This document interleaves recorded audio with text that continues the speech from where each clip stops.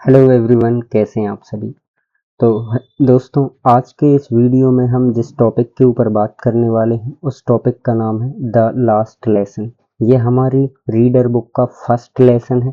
दोस्तों, इस लेसन को हम लाइन बाय लाइन डिस्कस करेंगे। इसके हिंदी इंग्लिश दोनों वर्जन में आपको कंप्लीट इस लेसन में समझाने वाला हूँ। तो दोस्तों, लेसन शुरू करने से पहले मैं आपको थोड़ा सा इस लेसन के बैकग्राउंड के बारे में बता देना चाहता हूँ कि ये लेसन किस विषय में लिखा गया है। तो दोस्तों, द लास्ट लेसन फ्रांसीसी लेखक अल्फोंस डुडेट द्वारा लिखा गया है।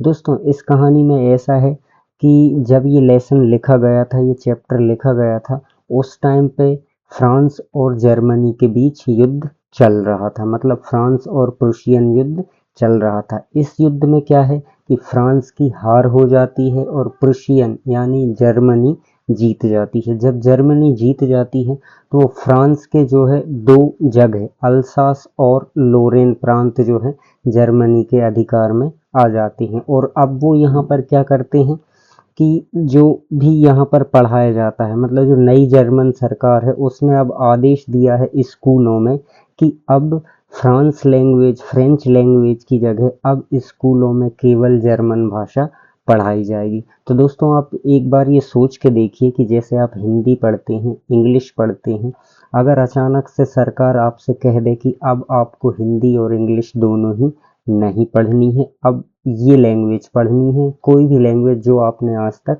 नहीं पढ़ी हो, तो उस दौरान आपको किस तरह का महसूस होगा। तो दोस्तों, इस चैप्टर में इस स्कूल की एक कहानी है।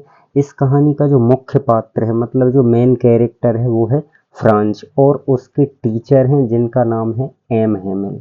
तो दोस्तों, आज के इस लेसन में हम यही जानेंगे कि जब उनकी फ्रेंच लैंग्वेज की पढ़ाई बंद कर दी जा रही थी तो उस दौरान बच्चों में क्या फीलिंग थी, उनके टीचर में क्या फीलिंग थी। इसी से रिलेटेड आज इस चैप्टर में हम पढ़ने वाले। तो चलिए दोस्तों, शुरू करते हैं। अब हम इस चैप्टर को लाइन बाय लाइन पढ़ने वाले। तो दोस्तों, ध्यान से आप इस चैप्टर को पढ़ें ताकि आपको चैप्टर पूरी तरीके से समझ में आ जाए। तो दोस्तों, चलिए शुरू करते हैं।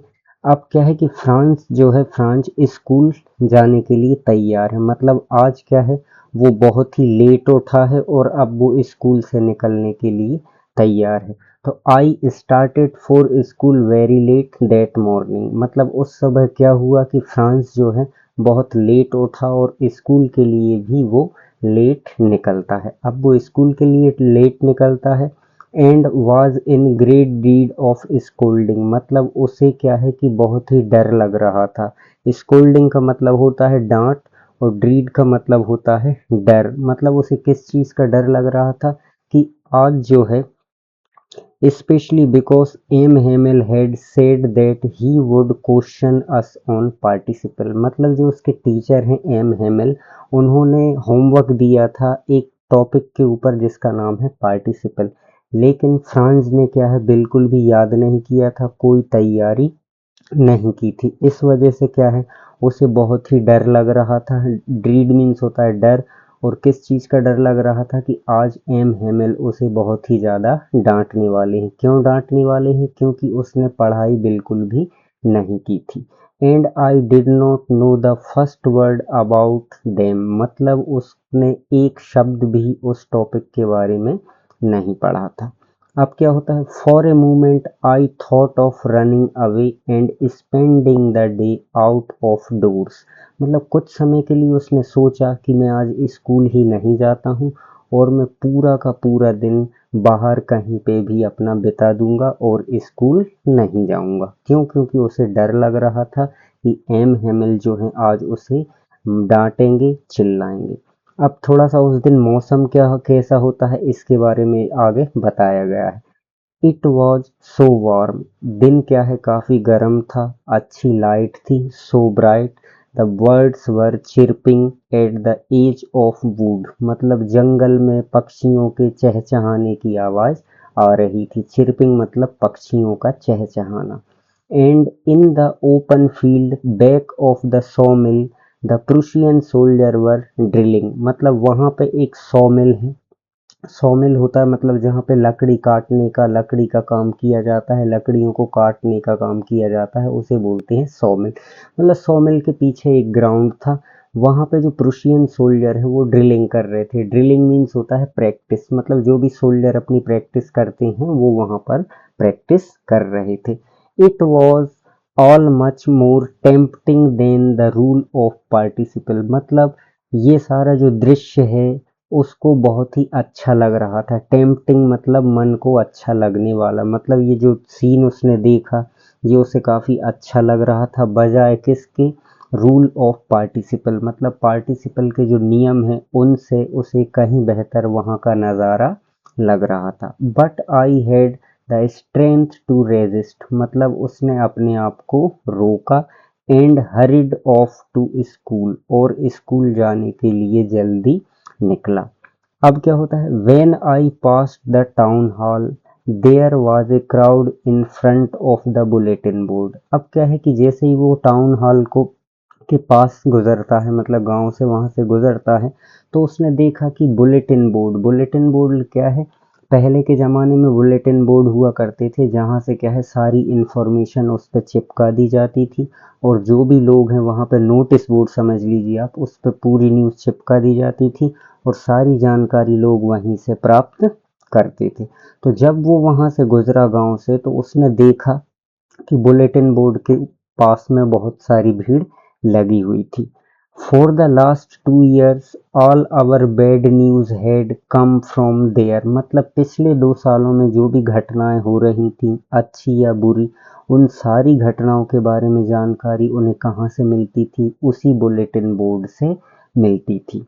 अब वो घटनाएं क्या क्या हो सकती थी, जैसे द लॉस्ट बैटल्स, लड़ाई हारने की खबर भी उन्हें वहीं से मिलती थी। द ड्राफ्ट, अगर कोई नियम जारी होता था वो भी वहीं से मिलता था, वो उसकी जानकारी भी वहीं से मिलती थी। The orders of commanding officer, अगर कोई ऑफिसर कोई ऑर्डर निकालता था तो वो भी उन्हें वहीं से मिलता था। And I thought to myself without stopping what can be the matter now, मतलब अब उसके दिमाग में आया कि आखिर अब क्या हुआ जो यहाँ पर इतनी भीड़ लगी हुई है। Then, as I hurried as fast as I could go, the blacksmith watcher who was there, मतलब वो जल्दबाजी में वहां से जा रहा था, लेकिन वहां पे जो भीड़ लगी हुई थी उसमें एक ब्लैक स्मिथ भी था, लोहार, जिसका नाम था वचर, हु वाज देयर, वो भी वहां था, और उसके साथ उसके जो भी काम करने वाले लोग थे, अप्रेंटिस जो थे उसके साथ जो प्रशिक्षण ले रहे थे, वो लोग भी वहीं पे थे, और वो भी क्या है कि बुलेटिन, वहाँ की जो खबरें हैं वो भी वहाँ पर पढ़ रहे थे। अब उन्हीं में से उसने क्या किया, जो ब्लैक स्मिथ है उसने उसे आवाज दी, कॉल्ड आफ्टर मी, उसे आवाज दी, और क्या आवाज दी, डोंट गो सो फास्ट बब, बब का मतलब होता है लड़के, ए लड़के, या फिर अपन जैसे बोलते हैं ए भाई, ऐसे। तो उसने उसे आवाज लगाई, don't go so fast bub, you will get to your school in plenty of time, मतलब उसने बोला कि बच्चे ज़्यादा जल्दबाजी मत करो, अभी तुम्हें स्कूल जाने के लिए काफ़ी समय बाकी है।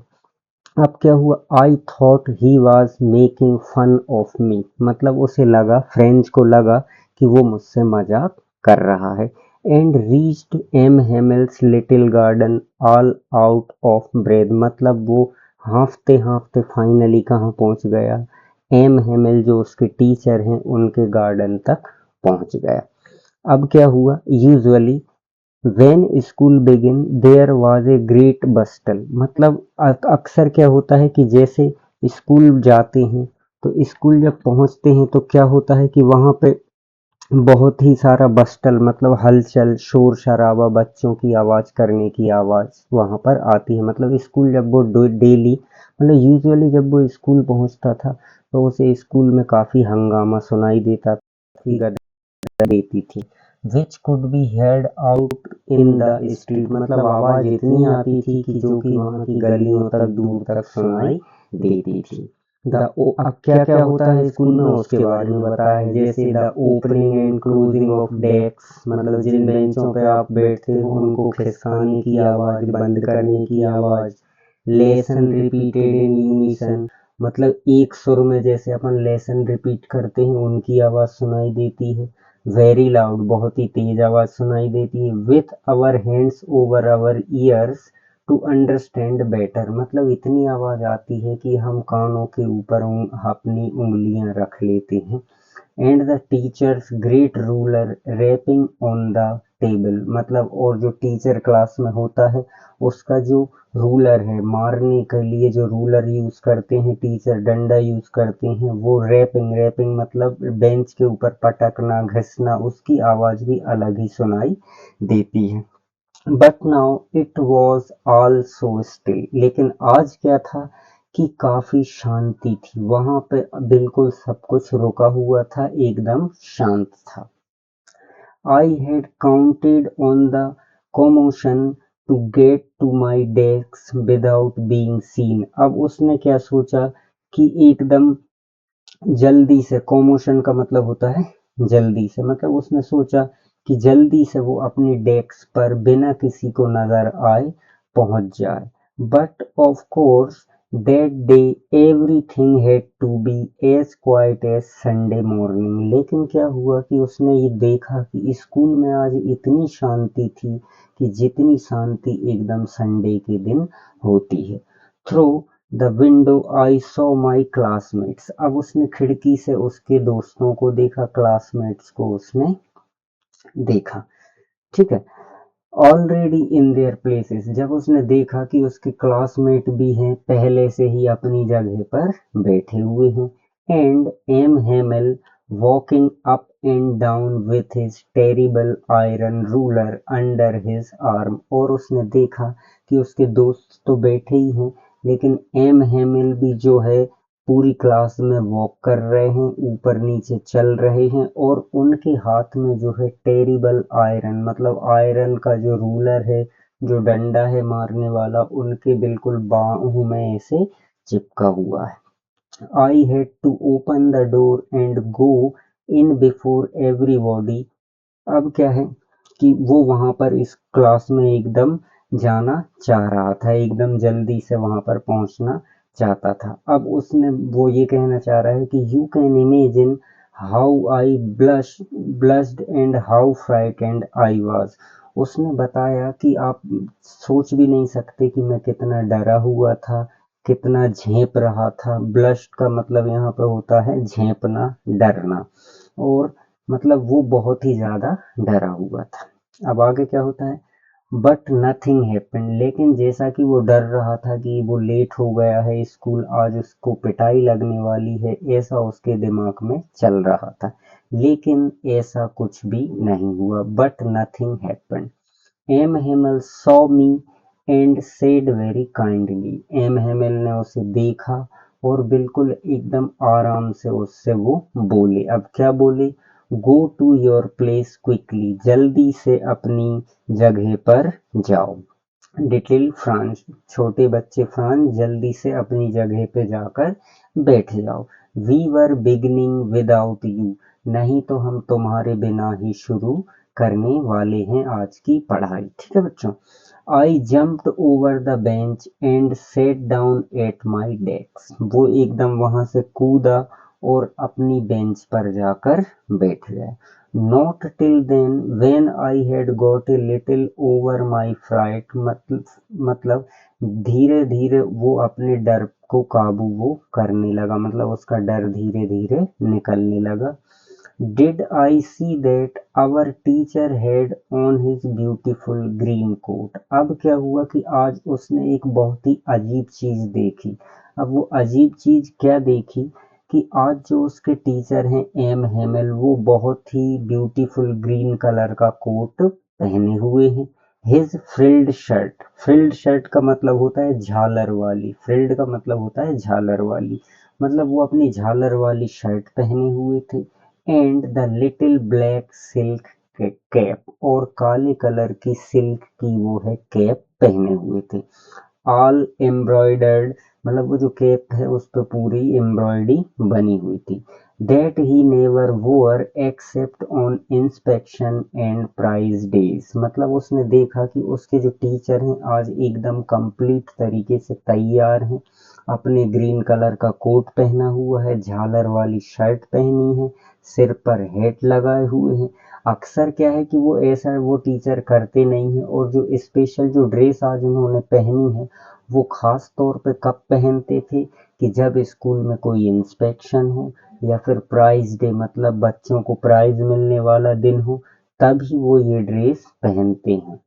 लेकिन आज वो पहन के आए हैं, तो उसके दिमाग में आया कि ये ऐसे आज ड्रेस पहन के क्यों आए हैं। Beside the whole school seemed so strange and solemn. मतलब क्या है कि आज स्कूल में एकदम school sorry strange and solemn, मतलब आज उन्होंने देखा कि स्कूल का माहौल जो है एकदम स्ट्रेंज है, अजीब है और एकदम गंभीर है।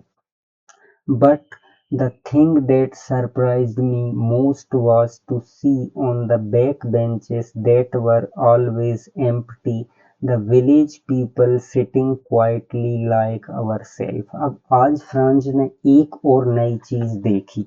अब वो नई चीज क्या देखी कि वैसे तो उसके स्कूल की जो पीछे की तरफ की जो बेंचें हैं वो हमेशा खाली रहती हैं, लेकिन आज उसने देखा कि पीछे की जो बेंच है उन पे गांव वाले लोग आकर बैठ गए हैं।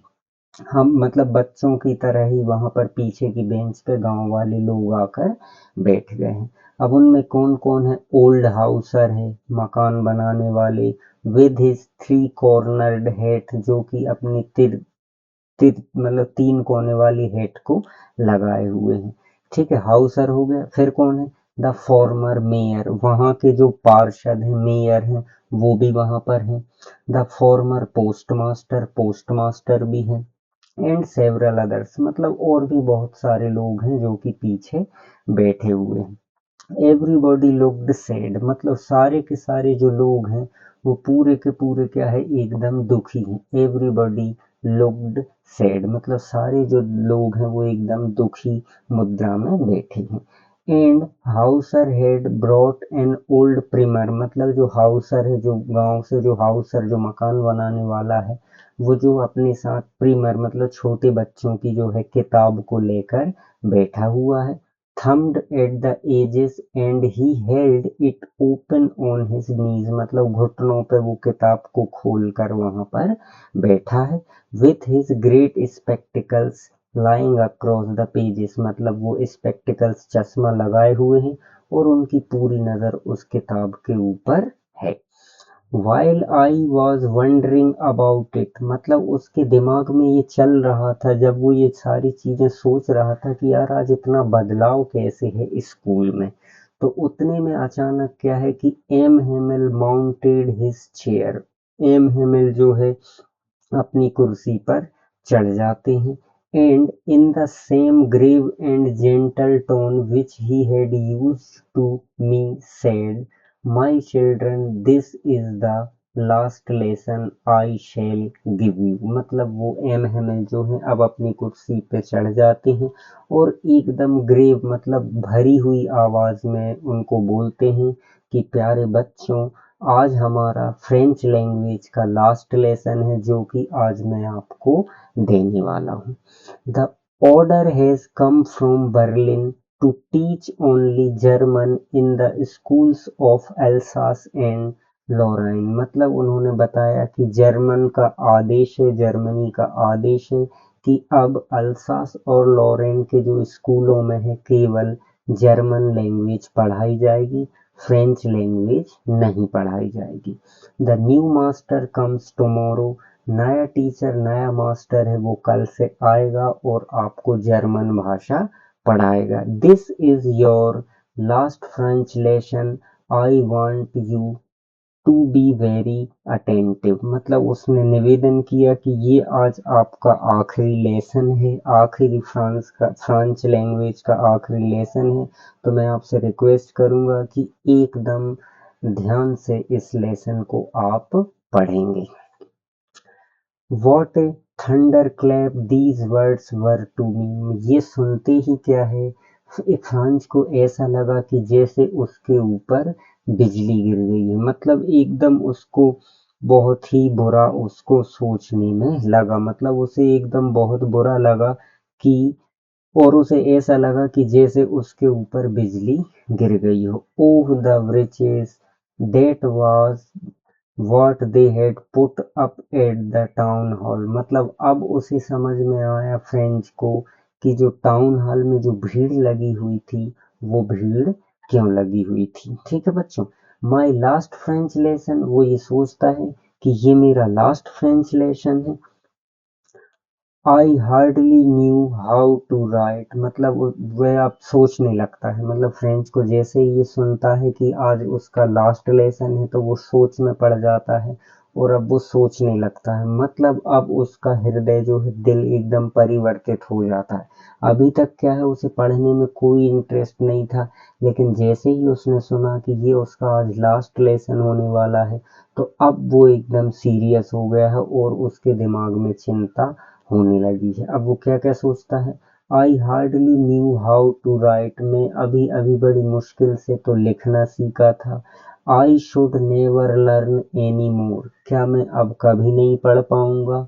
आई must stop there then, oh how sorry I was for not learning my lesson, मतलब उसे बहुत पछतावा हो रहा है कि मैंने देखो अभी तक अपने लेसन को बिल्कुल भी सीरियस तरीके से नहीं पढ़ा। और वो पढ़ाई की जगह उसने अपना समय काय में बर्बाद कर दिया, किस चीज़ में बर्बाद किया, अब वो उस चीज़ों के बारे में सोचने लगता है। क्या सोचने लगता है, फॉर सीकिंग बर्ड्स, पक्षियों के अंडों को देखने में उसने अपना सर पूरा समय बर्बाद कर दिया। मतलब फॉर सीकिंग बर्ड्स एग्स, पक्षियों के अंडे देखने में, उन्हें ढूंढने में।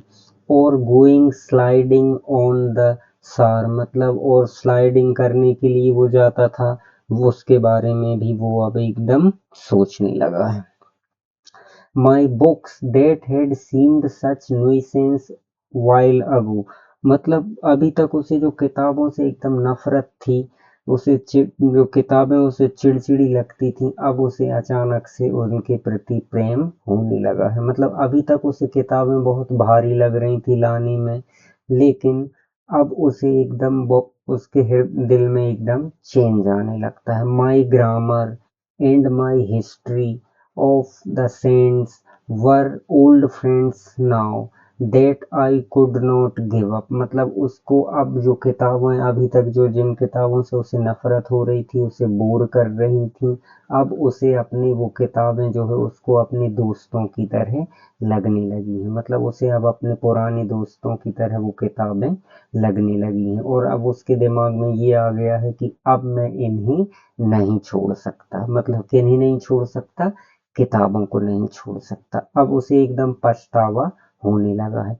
And M Hamel too, the idea that he was going away, that I should never see him again, मतलब अब उसे एम हेमल के बारे में भी बहुत बुरा लग रहा है कि अब आज के बाद वो एम हेमल को भी कभी नहीं देख पाएगा। Made me forget all about his ruler, मतलब वो इतना दुखी हो गया है कि एम हेमिल से भी उसे एकदम प्रेम हो गया है, उनको बिल्कुल अच्छा लगने लगे हैं M Hemil.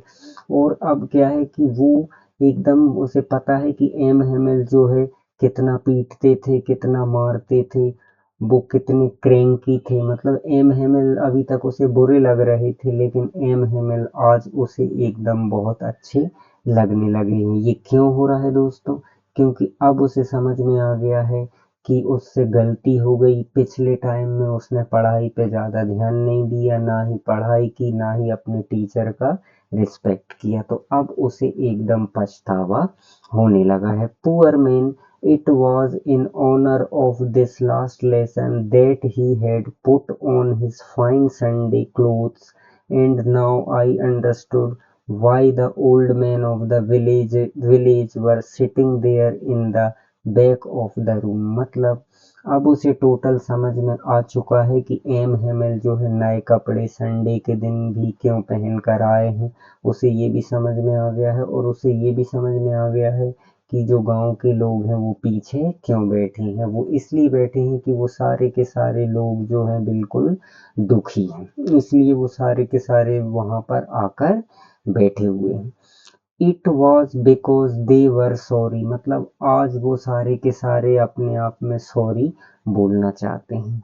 That they had not gone to school more, मतलब गांव वाले इसलिए आके बैठे हैं ताकि वो आज अपनी फ्रेंच लैंग्वेज को श्रद्धांजलि दे सकें, और उन्हें बड़ा पछतावा है कि वो ज़्यादा स्कूल नहीं आ सके, ज़्यादा पढ़ाई नहीं कर सके। इस तरीके से क्या है, it was their way of thanking our master for his 40 years of faithful service and showing their respect for the country that was theirs no more, मतलब सारे जो गांव वाले हैं आज वो एम हेमिल को क्या है, रिस्पेक्ट देने, श्रद्धांजलि देने के लिए आए हैं, उनका धन्यवाद देने के लिए आए हैं कि एम हेमिल ने जो है 40 वर्षों तक स्कूल में पढ़ाया, बच्चों को पढ़ाया, अपनी देश की सेवा की, इसलिए वो सारे के सारे आज उनके सम्मान में यहाँ पर आए हैं। और अब उन्हें ये भी लग रहा है कि अब ये जो जगह है वो भी उनकी